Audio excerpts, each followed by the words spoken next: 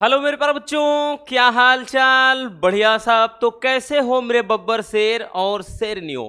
उम्मीद है आप सभी अच्छे होंगे और आपकी तैयारी भी एकदम बेहतर तरीके से चल रही होगी। और आपकी तैयारी को और भी बेहतर बनाने के लिए हाजिर हैं हम एक मज़ेदार वीडियो के साथ। प्यारे बच्चों, आज के इस वीडियो में हम फिजिक्स के एक बहुत ही लाजवाब टॉपिक जो कि पहले ही चैप्टर का है, गॉस थ्योरम, गॉस की प्रमेय, या कहूँ कहीं कहीं पर गाउस की प्रमेय लिखा होता है, लेकिन टॉपिक बहुत ज़्यादा इंपॉर्टेंट है।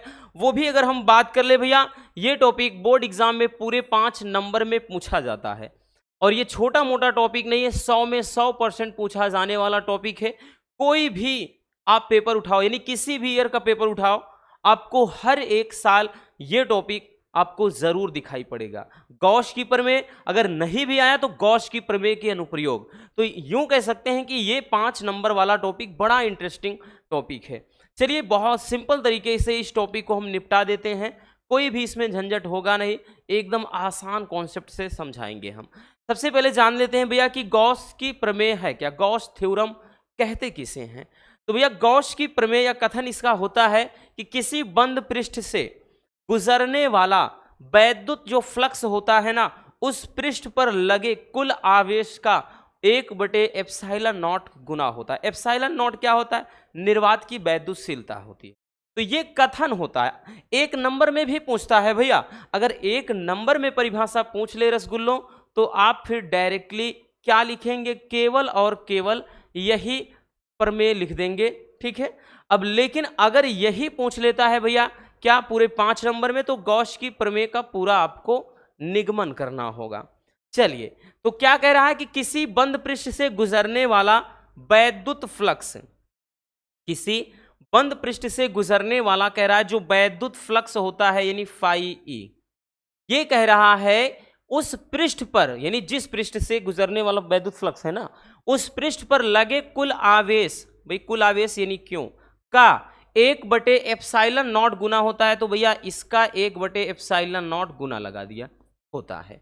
इसको अगर हम सही से लिखेंगे भैया, तो ये हो जाएगा फाई ई बराबर क्या हो जाएगा बच्चों? Q/एप्सिलॉन नॉट।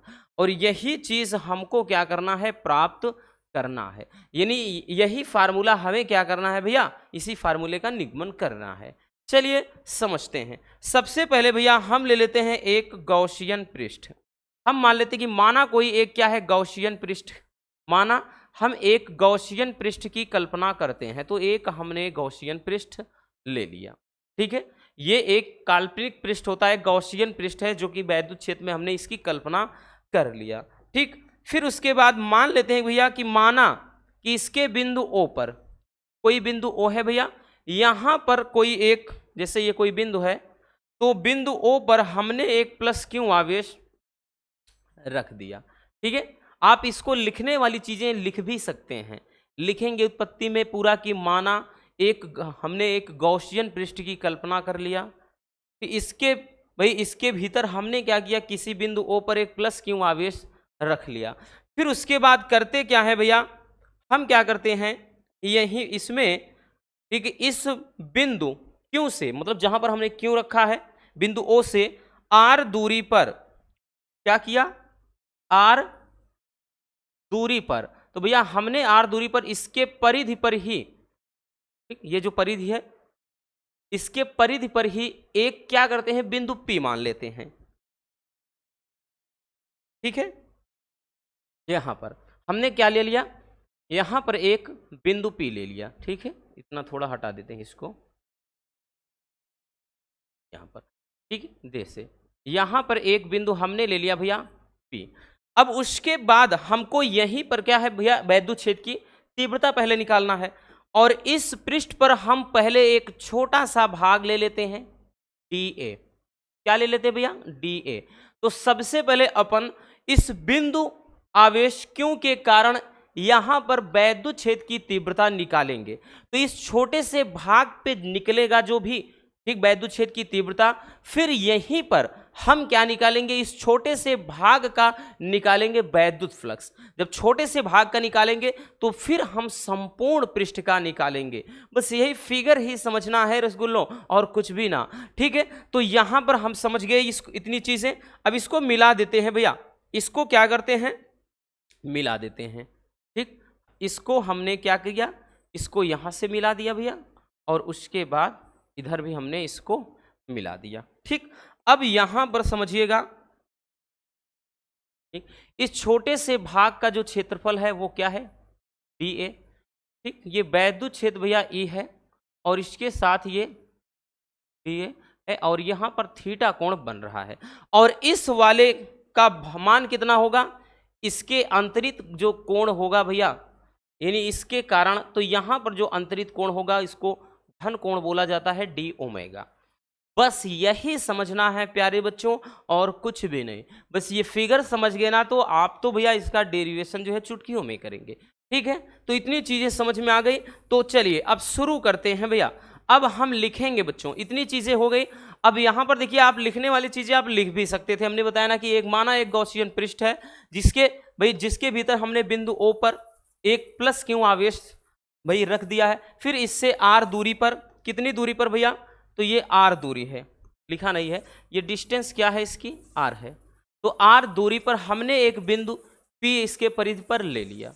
ठीक है, बिंदु P ले लिया, और इस छोटे से भाग का जो क्षेत्रफल है, इसके परिधि पे एक छोटे से भाग का क्षेत्रफल d है, जो वैद्युत क्षेत्र E के साथ क्या है भैया, थीटा कोण बनाता है। बस सीधी सी बात। और उसके बाद लिखेंगे कि इस बिंदु P के कारण बिंदु O पर जो अंतरित घन कोण है वो डी ओमेगा है। ठीक है, ये आंतरिक घन कोण है। अब सबसे पहले हमने क्या बताया था कि इस प्लस आवेश के कारण, प्लस क्यू आवेश के कारण यहां पर वैद्युत क्षेत्र की तीव्रता निकालेंगे। तो हम लिखेंगे सबसे पहले कि प्लस क्यू आवेश के कारण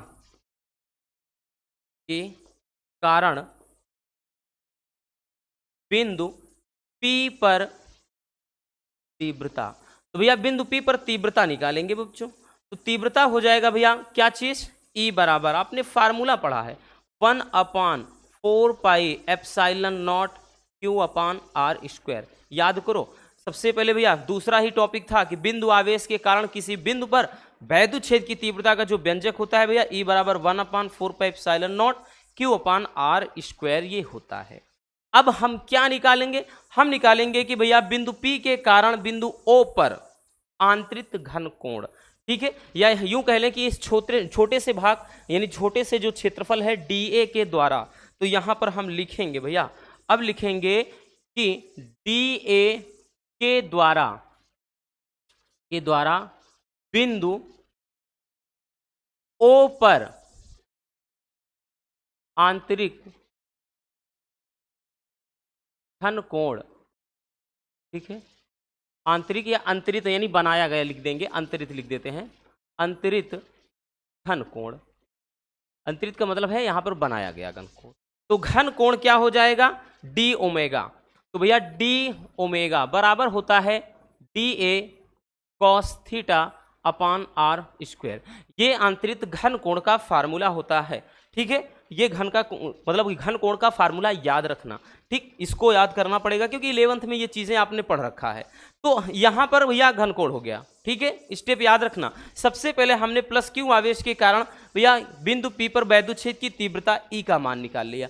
फिर हमने इस छोटे से भाग DA द्वारा हमने बिंदु O पर आंतरिक घन कोण निकाल लिया, यानी कितना घन कोण बन रहा है, तो वो चीज हमने निकाल लिया घन कोण। अब उसके बाद करेंगे क्या बच्चों, इस छोटे से भाग DA द्वारा कितना वैद्युत फ्लक्स गुजर रहा है वो निकालेंगे। फिर हम संपूर्ण पृष्ठ पर कितना फ्लक्स निकलेगा आराम से लास्ट में निकाल लेंगे।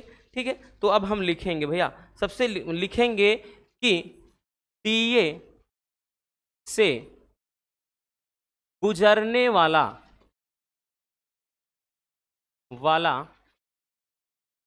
वैद्युत फ्लक्स। तो भैया DA से गुजरने वाला जो वैद्युत फ्लक्स हो जाएगा भैया, तो यहां पर वो हो जाएगा तो D फाई E। ठीक, क्योंकि DA का मतलब अब छोटा सा भाग है, तो छोटे से भाग पर छोटा सा ही वैद्युत फ्लक्स निकलेगा, इसलिए डी सूक्ष्म को ही दर्शाता है भैया, ठीक। डी फाई ई बराबर ई इंटू डी ए, ठीक। अब बच्चों आपने पढ़ा, इसके पहले भी हमने बताया है कि चूंकि vector E into D A बराबर क्या होता है भैया, E into D A cos theta होता है, ठीक है। तो वही चीज हम लिख देंगे भैया। तो यहां पर क्या हो जाएगा बच्चों, डी, ये हो जाएगा डी फाई ई बराबर, ये इसके स्थान पे E into D A cos theta, cos theta हो जाएगा। अब ई का मान रख देते हैं भैया, तो ये हो जाएगा डी फाई ई बराबर, ई का मान क्या है 1/4 pi epsilon naught Q upon R square, ये इसका मान है। फिर उसके बाद इंटू डी ए बच रहा है, कॉस थीटा बच रहा है, क्योंकि हमने ये 1/4 pi epsilon naught Q upon R square, ये किसका मान निकाल लिया भैया, ये ई का मान है। तो ई का मान ही हमने यहाँ पर रखा है और कुछ नहीं किया, ई का मान ही हमने यहाँ पर पुट कर दिया है, ठीक है ना। इतनी सी बात समझ में आ गई बबुआ। चलिए आगे चलते हैं। अब देखिए इसको थोड़ा सही से लिखते हैं, लिखेंगे डी फाई ई बराबर, डी फाई ई बराबर लिखेंगे।